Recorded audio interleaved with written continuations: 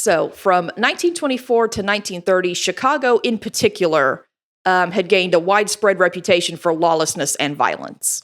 And not coincidentally, this rise in violence in Chicago coincided with the reign of crime lord Al Scarface Capone. Oh. Yes, Al Capone. Mr. Capone. Yes. So over those years, Capone was consolidating control over most of Chicago's crime rackets by very ruthlessly gunning down his rivals.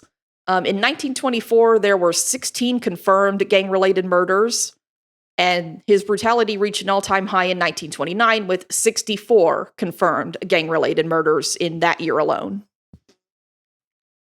Well, I guess Prohibition was bad enough. They were just gunning each other down. Oh, yeah. They were gunning each other down left and right to maintain control over the bootlegging operations. Because, again, like I said, lucrative if you're willing to risk the legal, if you're willing to take on the legal risks involved. But federal authorities, including the FBI, couldn't really do much at this point. The FBI had much less jurisdiction over these kinds of activities than they do today. The FBI, as we know it, was still in its infancy at this time. And it technically wasn't even the Federal Bureau of Investigation. It was just the Bureau of Investigation at this point. Oh, wow. So this is J. Edgar Hoover had become the director of the Bureau of Investigation in 1924, which eventually became the Division of Investigation in 1933, and then later became the actual FBI that we know today in 1935. But remember, we're back in 1929 right now, so it's just the Bureau of Investigation. J. Edgar Hoover is just barely starting to do his thing and making the FBI the organization that we know it to be today. So they don't have the teeth that we're used to seeing on the FBI yet.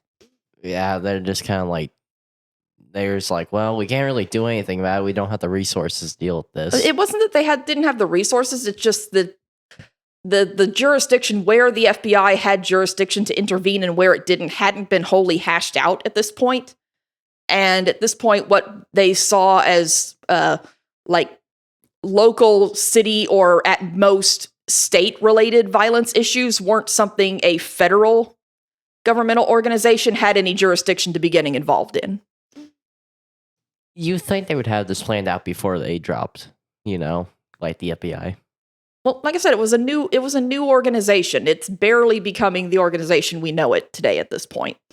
So they're still figuring things out. So the FBI wasn't terribly involved, and that only helped Capone prosper. So Capone was profiting enormously from his bootlegging and other illegal operations. It's partially due to the little federal interference he had. His income was estimated to be around $60 million a year. Wow. And his net worth in 1927 was estimated to be around $100 million. Well, I was way off. In 1927. Holy sh! Yes, that's like almost $1 billion now.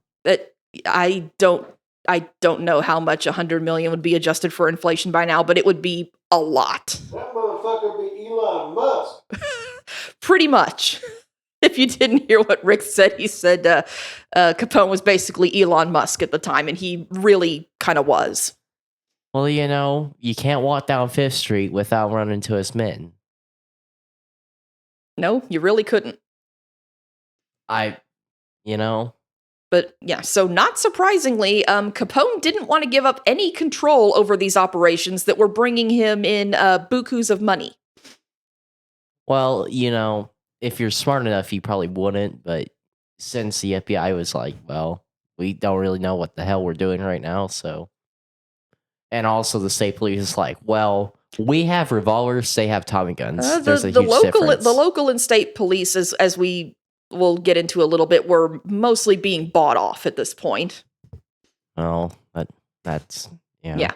So, but anyway, the murders that became the St. Valentine's Day Massacre likely resulted from competition for control of organized crime in Chicago, specifically the bootlegging operations. So it was Al Capone and his largely Italian Chicago outfit. That was group one. And then there was the largely Irish Northsiders, who were led by George Bugs Moran. And they were the last significant competition for Capone and the Chicago outfit. Oh, okay. It's gonna be interesting. Oh, yes. So the massacre was an attempt to eliminate Bugs Moran, the head of the Northside gang. You said his name was Buds, right? Bugs. Well, that was what his real name was George. He went by Bugs. Oh, I think George would have been better than Buds. We'll get into more of this. All of the gangsters have nicknames. Well, They all have nicknames. What did they give nicknames to the cops once they bought them off or something? Like the cop knocks on the door, is like, "Oh, you're about to be arrested. Oh, here's 10 grand." The cop's like, "Well, shit, I can't turn this down." In some cases, that's probably what happened. Hey, your nickname, buddy, is like Tony.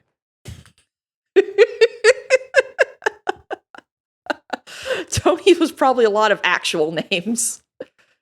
The cop's name is Tony. But anyway, they were trying to get rid of Bugs Moran, and this might not seem important now, but it'll come up again later. So Bugs came to power because his predecessors had been killed off following the death of their original leader, Dean O'Banion. That name, Dean O'Banion, will come back later.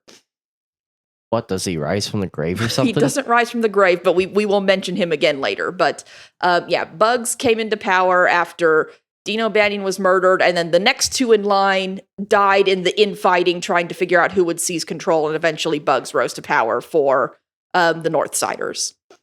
So Al Capone was actually at his home in Florida at the time all this happened, but it was still widely assumed that he's the one responsible for organizing and ordering the murders.